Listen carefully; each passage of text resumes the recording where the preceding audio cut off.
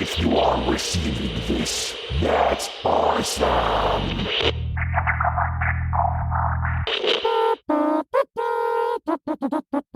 From my top secret bunker in Pahrump, Nevada, where another one bites the dust can be taken literally, Conspiracy here with all the news you can't use. Whoa. What? Pump the brakes, Ken. Nice of you to show up, Herbert. Now where the hell's your podcast been? Look, I've already explained to the listener the show is on a hiatus. I got a lot of convention appearances coming up and not a lot of free time on my hands, so we're on a little break. Besides, out of solidarity for my fellow actors in SAG, the Screen Actors Guild, striking alongside the Writers Guild against the studio system, who won't even come to the table to negotiate as of July 21st, 2023, I've chosen not to put out a podcast that promotes the entertainment industry. So no reviews, geek news, all that stuff. You're a bonehead. I may be a lot of things, but I'm not a scab. You're a giant scab. Someone should peel you. No, Ken, a scab. It's someone who crosses the picket line and accepts and or promotes projects represented by TV and movie studios. I'm a member of SAG-AFTRA, and I fully support the strike. SAG, huh? You're moob, SAG. Aw, man. Plus, I've seen you bowl. You couldn't get a strike even on accident. Well, you're not wrong. Nope. But seriously, dude, this topic doesn't actually affect the types of projects I work on in voiceover. Lucky you. Anime, live-action dubs, video games, and I'm very, very grateful for that. But there are tens of thousands of actors that do on camera, and they're risking their livelihood by walking away and marching in protest. You entertainment types are nothing but a bunch of whiny crybabies. Really? Sucking on your champagne on the balconies of your lush mansions. Hardly. Making top-secret arrangements with the Illuminati. You got it all wrong, man. Most actors who are in the union aren't celebrities, and they definitely aren't rich. If the Illuminati is a thing, I don't think average, regular people are in it. That's what they expect you to say. Actors and writers are just trying to make a living with their craft.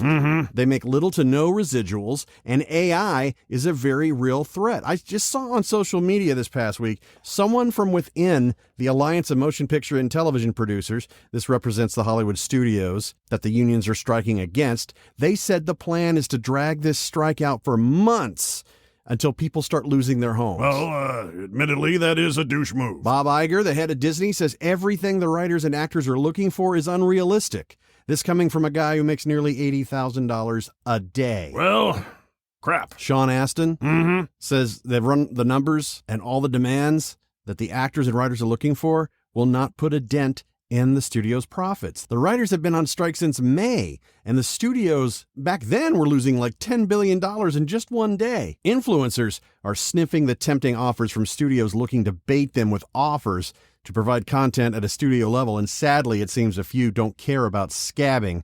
SAG, the Screen Actors Guild, has made it known that anybody working on struck projects who aren't in the union yet will be denied entry. Well, what if these bozos don't ever want to join the union? It's still going to bite them in the butt, man. It's going to be hard-pressed to find anyone to work on their projects. And everybody talks. Anyone being extremely public on TikTok and other outlets alongside bloggers and podcasters that do promote struck movies and TV projects, which basically establishes video proof they could care less about standing up for the principles that are on the line for thousands upon thousands of actors and writers. It undermines the common good, and it doesn't end well for them. Say, speaking of TikTok, what's with all those people acting like NPCs? Making six figures. Looking like idiots and repeating phrases and bouncing up and down.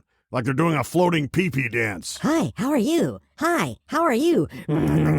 Spicy. Hi, how are you? And I thought you had a slappable face before. Ken, I don't get it either, man. I just simply weep for the future. Now that we can agree on, Herbert. Now, if you're saying to yourself, I don't care about whiny actors, I don't care about writers, I don't care about the entertainment strike, their woes and all that, that has nothing to do with me, try to look at it from an empathetic level. Any person with any job in any industry can relate to not getting paid a fair wage, or at least can relate to having one earlier in their life. They're not getting any of the perks that the higher-ups give themselves. People who have been paying their dues, figuratively and literally. This is not about entitlement. And studios just want to take advantage. One example, they want to pay a background actor or an extra something like $200 for one day's work. That's not too shabby. Yeah, but hear me out. They want to get them scanned into a computer, and then the studios would own their likeness for eternity. That Sucks. Yeah, right. You sign your image away, probably your voice as well,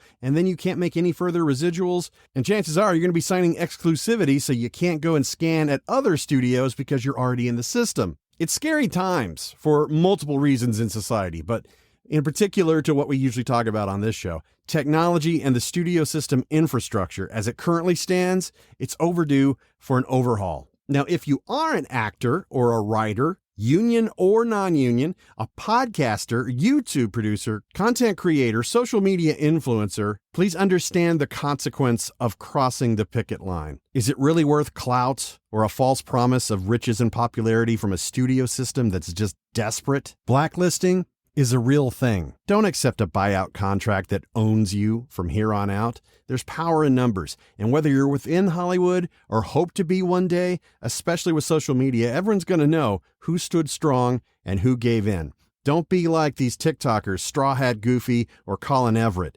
I actually feel sorry for them because I don't think they actually grasp the consequences of their attitudes and actions. If you like this content that you just heard, please consider boosting a fully customizable amount of support through a Podcasting 2.0 app from newpodcastapps.com. I personally suggest my favorite, Fountain. Fountain.fm is where you can snag that. It's for iOS and Android, and it makes it possible for you to earn micropayments while you listen to podcasts. It pools your funds together, and then you can withdraw from that wallet and then stream any customizable amount back in-app as you listen directly to the shows that you want to support in real time.